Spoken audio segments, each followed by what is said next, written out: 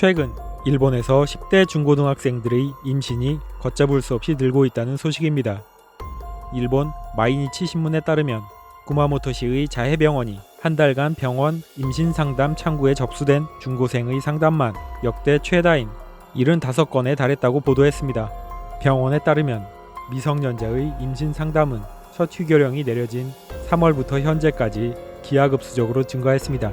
휴교 조치 바로 다음 달이었던 4월 접수된 임신 상담만 총 592건으로 이 가운데 중고생의 비율이 13%로 작년 대비 2배 가까이 늘어났으며 연말까지 꾸준히 상승하여 현재는 5배가 오른 약 70%가 미성년자의 상담일 정도로 증가했습니다.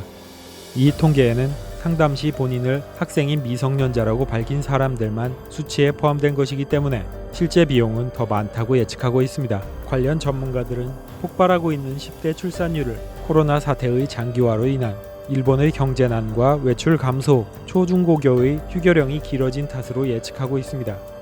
상담 지원 창구 인간 SOS 도쿄에서는 임신을 한 10대의 상담자로부터 부모에게 상담할 수 없다, 돈이 없어서 진료를 할 수 없다, 낙태도 출산도 무서워서 할 수 없다라는 불안이 전해지고 있다는 조사 결과를 밝혔습니다.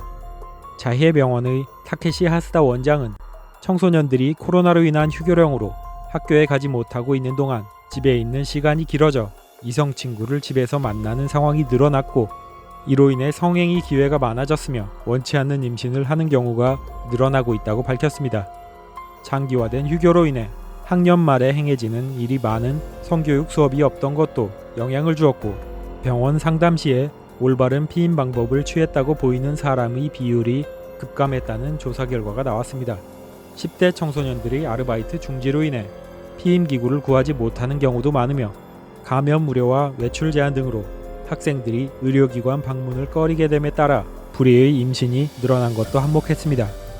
사태의 심각성이 더해지자 일본 후생노동성은 연구팀을 구성하고 우발적인 임신 및 낙태 현황에 대한 전국 단위 조사를 실시 중입니다. 병원마다 다양한 이유로 아이를 키우지 못하는 미성년 부모들을 위해 아이를 익명으로 받아주는 베이비박스를 설치했으며 또 병원에서 임신 관련 상담을 해주는 24시 서비스도 운영하고 있습니다. 하지만 본질적인 해결 방법이 나오기 전까지는 폭증하고 있는 10대 임신율을 내리기는 좀처럼 쉽지 않을 것이라는 의견이 지배적입니다. 향간에서는 일본에서 악화되고 있는 저출산에 대한 대책으로 코로나를 이용하고 있는 것이 아닌가라는 추측까지도 등장하고 있습니다.